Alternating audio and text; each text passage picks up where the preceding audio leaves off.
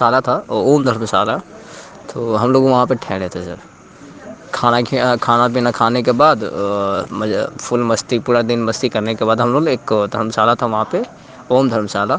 हम लोग वहाँ पे रुके थे रात में।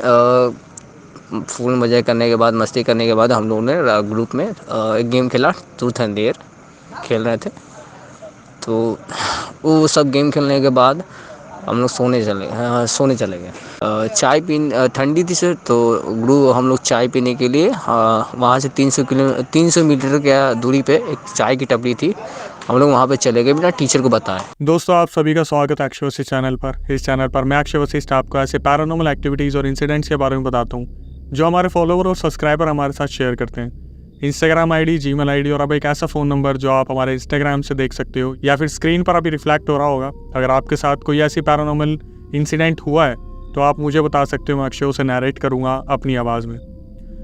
आज की जो स्टोरी है ये हमें रोहित ने भेजी है। रोहित जो कि बिहार के रहने वाले हैं। रोहित ने बताया कि उनका बहुत बड़ा सर्कल है बिहार में, काफ़ी सारे दोस्त हैं और स्कूल में उनका नाम काफ़ी प्रचलित है क्योंकि वो अपनी शरारतों से और अजीब अजीब सी एक्टिविटीज़ से जो है सबका मन लुभाते हैं। सबका अटेंशन ग्रैब करने में जो रोहित है वो नंबर 1 पे आते हैं। उन्होंने बताया कि स्कूल ने एक ट्रिप ऑर्गेनाइज़ की थी जब वो 10th क्लास में थे।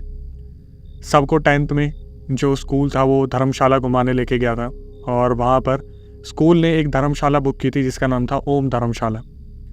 रोहित ने बताया कि वहाँ पर जाने के बाद उन्होंने सारा सामान अपना खोला। कुछ टीचर्स थे, बहुत स्ट्रिक्ट थे, जिनमें उनके पीटीआई भी थे, जो पीटी टीचर आप समझते हैं।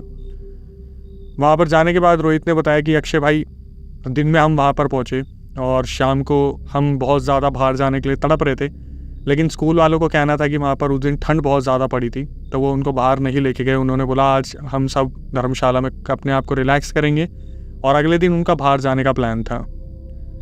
तो रोहित ने बताया कि हमसे तो रहा ही नहीं जा रहा था। हम 4 दोस्त थे जो बहुत ही पक्के दोस्त थे। हमारा जो घर था वो भी एक दूसरे के घर के आसपास था। बिहार स्कूल में हम पढ़े भी एक साथ हैं और हमने सारी एजुकेशन जो है एक ही क्लास में आगे पीछे हमने निकाली है।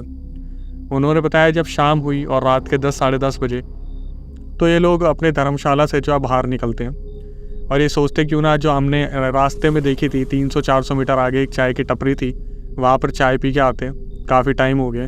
खाना वाना खा के जो दूसरे बच्चे थे वो सोने के लिए जाते हैं और जो टीचर्स है वो अपने रूम में चले जाते हैं। इनके लिए एक गार्ड को बोला गया था कि किसी को बाहर मत जाने देना, लेकिन कहते हैं कि शरारती बच्चों को आखिर रोक कौन सकते हैं। ये लोग गार्ड को कैसे न कैसे पैसे देकर वहाँ से बाहर निकल जाते हैं और धर्मशाला वैसे भी पूरी खुली रहती है, कोई बहुत ज़्यादा रिस्ट्रिक्शंस होते नहीं है। तो ये उन गार्ड को यही बोलते हैं कि अभी आगे जो चाय वाला, बस हम यहाँ तक चाय पी के आ रहे हैं। तो गार्ड भी इन चीज़ों पर ध्यान नहीं देता क्योंकि आए दिन वहाँ पर स्कूल ट्रिप्स के बच्चे जो थे रुका करते थे और वो रात को चाय पीने जाया करते थे। ये लोग जब उस धर्मशाला से निकलते हैं चाय पीने के लिए तो रोहित ने बताया अक्षय भाई हम 100 मीटर चले थे, हमें एक बुजुर्ग महिला दिखती है, एक आंटी, जिनके हाथ में एक पोटली थी जो उन्होंने कमर से बांध रखी थी और वो इन्हें दिखती है और इन्हें इनसे कुछ मांगने लगती है कि बेटा मेरे को कुछ खाने के लिए दे दो, मैंने सुबह से कुछ खाया नहीं है।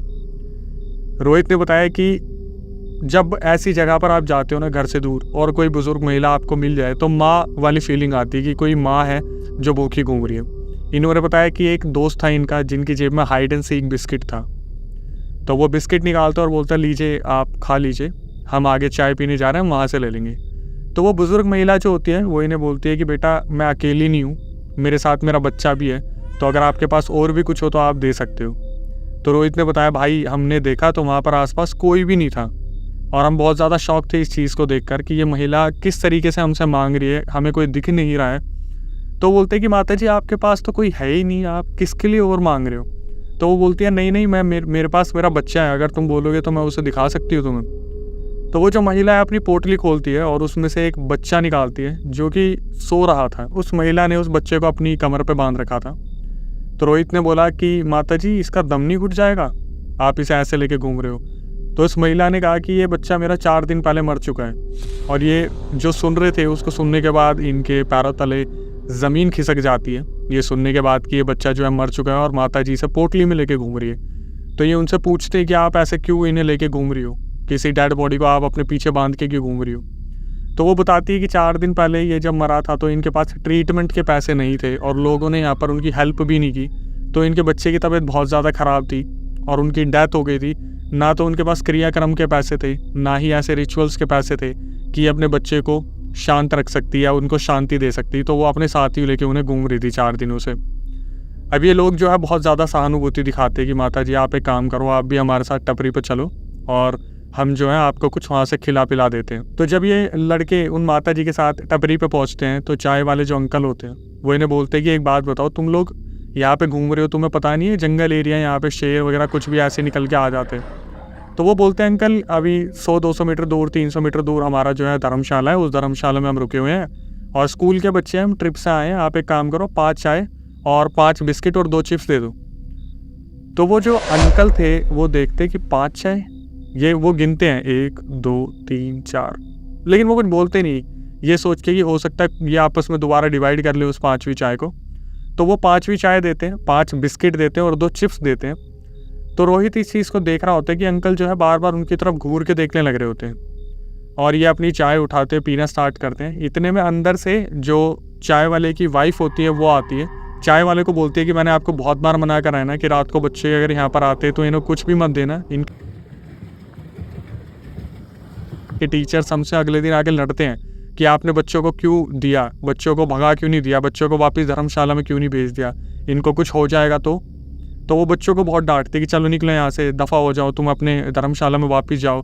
और ये बच्चे इस चीज़ को सुनकर बहुत ज़्यादा चिढ़ जाते हैं और ये क्या करते हैं, धर्मशाला की तरफ नहीं जाते, ये और आगे की तरफ निकलते हैं कि ये बड़े गंदे लोग हैं यार, ऐसे टपरी वाले पता नहीं आगे कितने होंगे, हम वहाँ पे सुकून से बैठ के चाय पी सकते हैं, बात कर सकते हैं, हम इतने टाइम बाद कहीं पे आए हैं बाहर।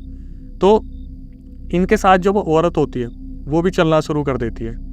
धीरे धीरे जो है ये आगे बढ़ते हैं और इन चारों में से एक की आदत होती है सिगरेट पीने की। वो अपनी जेब में सिगरेट रख के लाया था, तो वो एकदम से क्या करते हैं, चलते चलते पीछे देखते हैं कि अब कोई है तो नहीं, कोई उसे देख तो नहीं लेगा। वो एकदम से अपने मुंह पे सिगरेट लगाता है और जैसे माचिस जलाता है ना, तो वो जो आंटी होती है वो थोड़ा सा रिएक्ट करती है कि तुम तो बहुत गंदे बच्चे हो, इतनी कम उम्र में तुम सिगरेट पीते हो, तुम्हारे साथ तो रहना ही बेकार है। ऐसे करके वो जो आंटी होती है वो उनके आगे से निकल के चली जाती है। और ये लोग ये देख रहे होते हैं कि यार हम धर्मशाला आए हैं ऐसी जगह पर जहाँ पर चाय वाला चाय नहीं पीने दे रहा, खाली रोड पर सिगरेट नहीं पी जा रही है, तो ये कैसी जगह है। इतने में थोड़ी देर ये आगे चलते हैं जहाँ पर घना जंगल हो रहा होता है, तो ये सोचते हैं यार हम बहुत आगे आ गए हैं, हो सकता है कि हम रास्ता भटक जाए, वापस चलना शुरू करते हैं। तो ये देखते हैं दूर से एक बाइक आ रही होती है और बाइक की तरफ ध्यान देते हैं तो रोहित का ध्यान पड़ता है कि बाइक के पीछे एक वही औरत जो है बाइक पे बैठ के जा रही होती है। तो ऐसे में अजीब सा रिएक्शन नहीं निकलता है कि ओए ये देखो ये क्या हो रहा है, वो एकदम से ऐसे चिल्लाता है रात को ओए, तो जो बाइक वाला होता है वो एकदम से घबरा जाता है कि इस बच्चे ने मुझे आवाज़ क्यों मारी है। पहाड़ी इलाके पे बाइक काफ़ी कम स्पीड में चलती है, तो बाइक जो थी 10-20 स्पीड में थी और वो बाइक वाला एकदम से वहाँ पे रोक लेता है। ये चारों दोस्त जाते हैं और बोलते हैं कि इन आंटी को तो अभी हमने देखा था, ये तो अभी 2 कदम आगे चली थी, आपके साथ कैसे आ गई। बाइक वाला जो था पीछे मुड़ के देखता है और वो देखता है और बोलता है कि मेरे साथ तो कोई भी नहीं है। तो ये लोग बहुत ज़्यादा डर जाते हैं इस चीज़ को देखकर कि ये आंटी है कौन।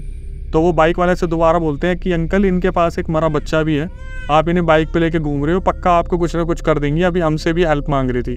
तो वो जो लड़का होता है पीछे मुड़ के देखता है, उसे कोई भी नहीं दिखता और वो इन्हें बोलते हैं कि तुम ना बच्चे पी के घूम रहे हो, रात को तुम्हें पीना नहीं चाहिए, तुम्हें पता है ये ऐसा इलाका है यहाँ पर शेर वगैरह कभी भी कोई भी आके झपट्टा मार देता है। तो ये क्या होता है, बहुत डर जाते हैं और ये टपरी की तरफ वापस जाना शुरू करते हैं और वो जो पीछे महिला बैठी होती है बाइक पे वो इन्हें देखकर बस मुस्कुरा रही होती है।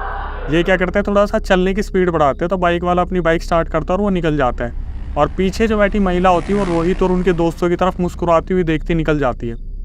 ये लोग वापस टपरी पे आते हैं और टपरी पे आकर बैठते हैं। तो वो जो आंटी होती है वो बोलती है कि तुम धर्मशाला में गई नहीं अभी तक, तुम्हें मैं बताऊँगी, तुम्हारे टीचर्स को मैं बताऊँगी, पता नहीं कैसे रात को बच्चों को बाहर भेज देते हैं। तो वो बोलते हैं उन आंटी से, आंटी वो सब छोड़ो, पहले एक बात बताओ कि हमारे साथ एक फीमेल आई थी अभी, बुजुर्ग महिला जिनके पास एक मरा हुआ बच्चा था, आपने उन्हें देखा। उनके दिमाग में क्वेश्चन चल रहा था कि अगर बाइक वाले को वो आंटी नहीं दिखी तो इन्हें कैसे दिख गई। तो आंटी बोलती है उन्हें कि तुम्हें पता चल गया, इसीलिए मैं तुम्हें धर्मशाला में अपने वापस जाने को कह रही थी। वो जो औरत है वो औरत नहीं है, वो एक छलावा है और वो औरत रात को ऐसे हर किसी को दिखती है जिसको दिखना चाहती है। तो बोले कि आपको कैसे पता चला कि वो हमारे साथ है। तो उन औरत ने जवाब दिया, एक बार वो हमें भी दिखी थी और हमें तभी समझ में आ गया था क्योंकि वो आग देखकर डर जाती है। मेरे पति चाय बना रहे थे तो वो बार बार दूर हो रही थी, तो मुझे पता चल गया था कि ये इंसान तो नहीं है, कुछ और ही है। और फिर उसके बाद ऐसी बार बार एक्टिविटीज़ हुई है जहाँ पर बच्चे हमारे पास आते हैं और वो 4 होने की जगह 5 चीज़ें मांगते हैं। जैसे 4 लोग हैं तो 5 चिप्स, 5 बिस्किट, 5 चाय, तो हम समझ जाते कि कुछ ना कुछ गड़बड़ है। तो वो बोलते कि उन्होंने हमें तो नुकसान नहीं पहुँचाया और हमें ऐसा लगा नहीं कि वो नुकसान पहुँचाने वाली थी। बोले कि छलावा आपको कभी नुकसान नहीं पहुँचाता, वो आपको छलता है। छलावा छल से बनता है। तो आंटी ने बताया कि अगर तुम उसके साथ उसी रास्ते पे चलते रहते हो और तुम में से कोई कुछ एक्टिविटी करता नहीं, जैसे मान लो अगर तुम वापस नहीं आते तो वो जो औरत है वो तुम्हें घने जंगल में ले जाती और आगे एक कच्चा पुल है, वो पुल आपको सलामत दिखता क्योंकि वो आपको छलती, लेकिन वो ले जाते आपको जो है उस पुल में गिरा देती। मतलब आप सारे के सारे वहाँ गिर जाते और आप मर सकते थे। इसीलिए मैं बार बार चिल्ला रही थी कि आप धर्मशाला चले जाओ, धर्मशाला चले जाओ, लेकिन तुम लोग आगे चले गए। हम इस चीज़ को एकदम से नहीं बोल सकते थे कि तुम्हारे साथ छला हुआ है, तुम्हारे साथ छला हुआ है। जब हमें दिख गया ना कि तुम में से एक लड़के के पास सिगरेट है और वो सिगरेट जलाएगा आगे जाके, हम समझ गए थे कि ये छलावा वहाँ से भाग जाएगा। ये सुनने के बाद जो थे वो चारों लड़के, रोहित और उनके 3 दोस्त बहुत ज़्यादा घबरा जाते हैं। वो उनकी इतनी भी हिम्मत नहीं होती कि वो टपरी को छोड़कर अपनी धर्मशाला तक जाएं। वो पूरी रात जो है वहीं पर रुकते हैं। दिन होने के बाद वो जाते हैं और वहाँ पर वो अपने टीचर्स को बताते हैं उनके साथ ऐसा ऐसा हुआ है। हालांकि रोहित ने बताया कि भाई हम तो पिटे ही थे कि रात को हम बिना बताए बाहर कैसे चले गए। फिर अगले दिन जब पता चलता है तो पता चलता है कि धर्मशाला में एक छलावा है जो कि अर्बन लेजेंड है। वो औरत है जो वहाँ पर छलावा बन के अपने बच्चे को दिखाकर जो है सहानुभूति लेती है और सबको टूटे हुए पुल में गिरा देती है। हालांकि रोहित ने हमें बहुत सारे किस्से बताए क्योंकि वो बिहार के हैं। वहाँ पर पंडुबा नाम का एक लेजेंड है और बहुत सारे लेजेंड है जिनके बारे में बताया।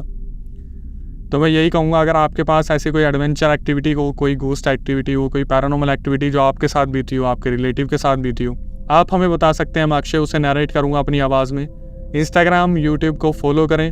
अगर आप सब्सक्राइबर बन के आए हैं हमारे और नए हैं या पुराने सब्सक्राइबर, आप तो उसे शेयर कीजिए वीडियो को अपने दोस्तों के साथ, और नए हैं तो सब्सक्राइब कीजिए, बेल आइकन को ज़रूर दबा लीजिएगा और इस वीडियो को शेयर कीजिएगा ज़्यादा से ज़्यादा लोगों तक। अभी तक जो आप इंस्टाग्राम, यूट्यूब को प्यार दे रहे हैं उसके लिए तहे दिल से शुक्रिया, और नई वीडियो आने तक stay tuned with the channel.